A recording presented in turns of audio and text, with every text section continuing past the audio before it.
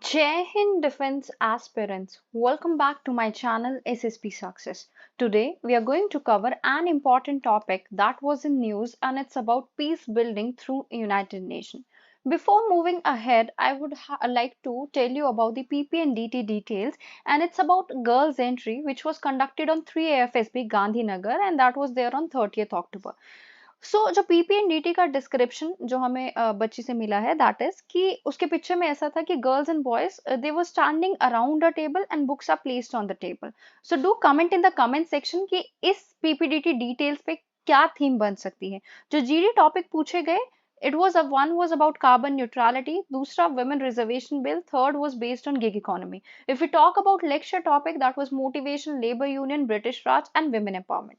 Now, let's get started with our topic that is about peace building through the United Nations. अब देखो, ये peace building की जो topic है ये न्यूज में क्यों आ रहा है बार बार.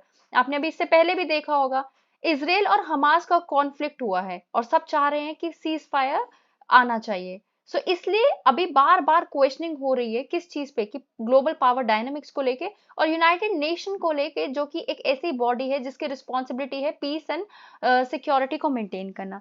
देखो, क्या यूएन सिर्फ एक पेपर का शेयर बन के रह गई है, सिर्फ एक बातचीत की दुकान? वॉर एंड करने के काबिल नहीं है यूएन. इस इशू से रिलेटेड बात की गई है इस आर्टिकल में.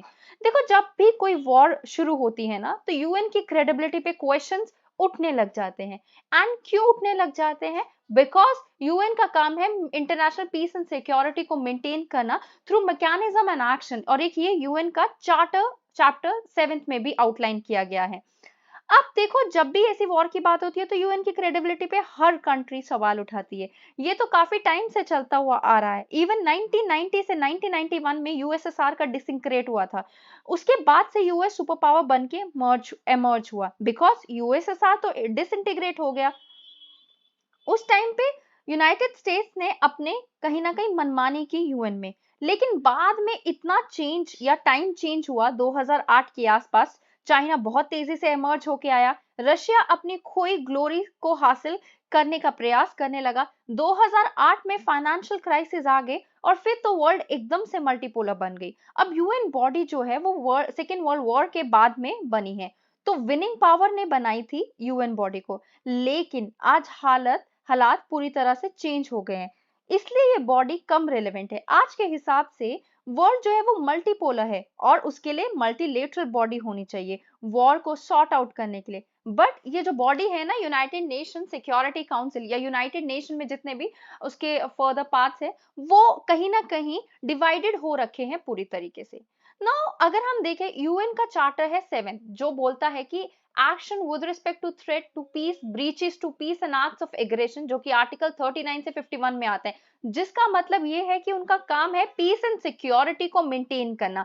अपार्ट फ्रॉम दैट, अब हम बात करते हैं कि क्या की वेज है जिससे यूएन अपने रोल को फुलफिल कर सकता है. सबसे पहला पॉइंट जो है दैट इज कलेक्टिव सिक्योरिटी. देखो, आपका यूएन प्रमोट करता है कलेक्टिव सिक्योरिटी को. किसके through? United nation security council के थ्रू, जो एक काफी बड़ी या प्रिंसिपल ऑर्गन है जिसका काम है इंटरनेशनल पीस एंड सिक्योरिटी को मेंटेन करना, सो दैट वो मेजर्स ले सके जिसमें यूज ऑफ फोर्स होगा, थ्रेट्स को एड्रेस किया जाएगा इंटरनेशनल पीस एंड सिक्योरिटी के. नेक्स्ट है पीस कीपिंग ऑपरेशन के थ्रू भी हम पीस एंड सिक्योरिटी को मेंटेन कर सकते हैं. यूएन डिप्लॉय करता है peace keeping mission to areas of conflict, और ये मिशन कंपोज होता है जिसमें आपकी मिलिट्री भी इंडल्ज होती है, पुलिस भी इंडल्ज होती है, सिविलियन पर्सनल भी इंडल्ज होते हैं फ्रॉम मेंबर स्टेट, जो वर्क करते हैं क्या करने के लिए?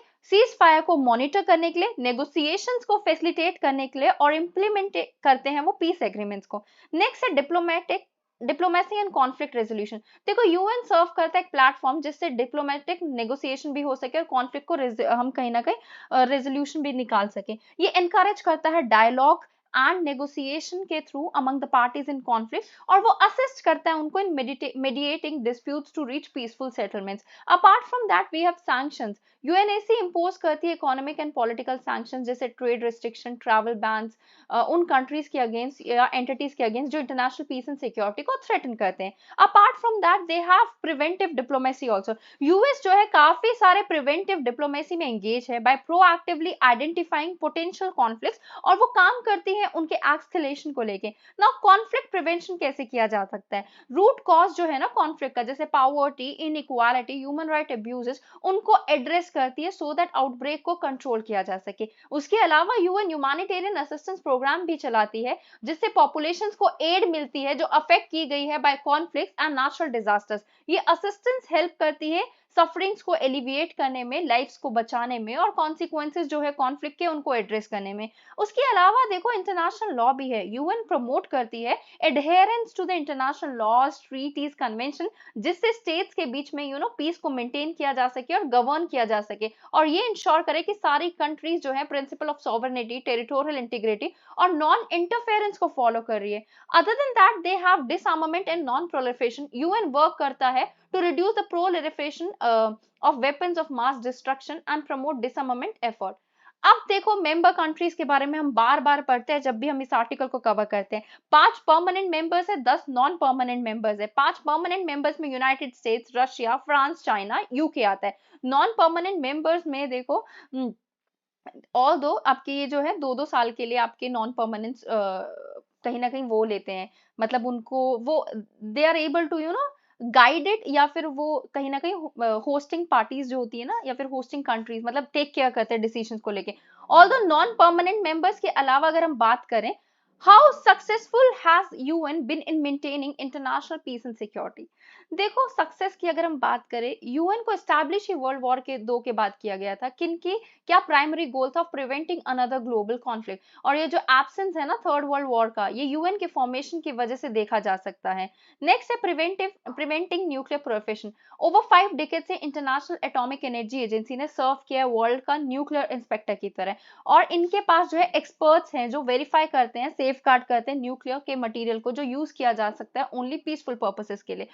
सपोर्टिंग डिसआर्मामेंट, यूएन के ट्रीटीज जो हैं they are legal backbone of disarmament efforts. Chemical weapon convention 1997 जो रेटिफाई की गई है 190 कंट्रीज के द्वारा। माइन बैन कन्वेंशन 1997 जो 162 स्टेट्स के द्वारा क्या की गई है, रेटिफाई की गई है। आर्म्स ट्रीटी, ट्रेड ट्रीटी जो 2014 में रेटिफाई की गई है बाय 69 कंट्रीज।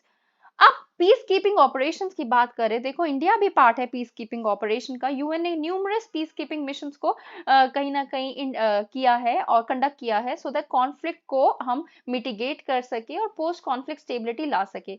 यूएन काफी सक्सेसफुल है किस चीज में? प्रिवेंट करने में और कॉन्फ्लिक्ट्स को रिजॉल्व करने में। Next we have resolution of interstate conflict. देखो यूएन ने सक्सेसफुली मीडिएट किया है काफी सारे इंटरस्टेट कॉन्फ्लिक्ट्स के बीच में और डिस्प्यूट को सॉल्व करने में। For example we have 1962 Cuban missile crisis. Humanitarian and relief efforts भी यूएन के द्वारा चलाए जाते हैं, ठीक है। United Nation development programme, United Nation refugee agency, United Nation children fund, world food programme, United Nation population fund, ये primary role play करते हैं रिलीफ असिस्टेंस को प्रोवाइड करने में, and they are the body of UN only. Apart from that अगर limitation की बात करें इंटरनेशनल पीस एंड सिक्योरिटी की, इजरायली पैलेस्टीन कॉन्फ्लिक्ट 1948 से अब तक चलता हुआ आ रहा है और यूएन इसको रिजॉल्व करने में फेल हुई है। Apart from that Cambodia violence जो 1975 से 1979 के बीच में चला था, जिसमें रिकॉग्नाइज किया गया था खेमर रॉज रेजाइम, जिसमें ह्यूमन राइट के वायलेशन को इग्नोर किया गया और जिन्होंने जो यूएन जो है वो फेल हो गई जिनोसाइड को प्रिवेंट करने में। Civil war in Somalia and South Sudan, UN peace keeping mission जो सोमालिया में है वो फेल हुए due to lack of government to engage with and repeated attacks. Darfur conflict in Sudan जो 2003 से अब तक चलता हुआ आ रहा है। इराक का इन्वेजन 2003 से 2011 के बीच में चला। सीरियन सिविल वॉर 2011 से अब तक चल रही है। येमेन सिविल वॉर 2014 से अब तक। रोहिंग्या क्राइसिस जो म्यांमार के 2017 से अब तक। तो यूएन इतने सारे पीस मिशंस में कुछ मतलब इतने सारे वॉर्स में कुछ कर ही नहीं पाई है, तो हम फेलियर देख सकते हैं यूएन का। चैलेंजेस जो फेस किए जाते हैं यूएन पीस कीपिंग ऑपरेशन के द्वारा, स्ट्रैटेजिक चैलेंजेस की बात करें, एडिक्वेट रिप्रेजेंटेशन नहीं है, लीडरशिप सिस्टम की कमी है, लेजिस्लेशन नहीं है, ग्लोबल ऑर्डर। ऑपरेशनल चैलेंजेस की बात करें, आर्म कॉन्फ्लिक्ट देखने को मिलते हैं, वीटो पावर का मिसयूज किया जाता है, मेथड्स ऑफ ऑपरेशन और रेडीनेस की वजह से भी हमें ये चैलेंजेस देखने को मिलते हैं। So guys if we talk like in terms of conclusion, देखो वर्ल्ड जो है वो चेंज हो रही है एंड वर्ल्ड मल्टीपोलर बन रही है, तो हमें यूएन में और रिप्रेजेंटेशन की जरूरत है जो पूरे वर्ल्ड को कहीं ना कहीं प्रेजेंट कर सके। तो कलेक्टिव एक्शंस अगर पूरी कंट्री लेगी मिलके तो हम इस ऐसे वॉर्स को अवॉइड कर सकते हैं in future. So guys, that was all. I hope you like the video. If you like it, do like it, share it and subscribe our YouTube channel SSP Success. Your likes and comments motivates us to make more and more videos on time. Thank you everyone.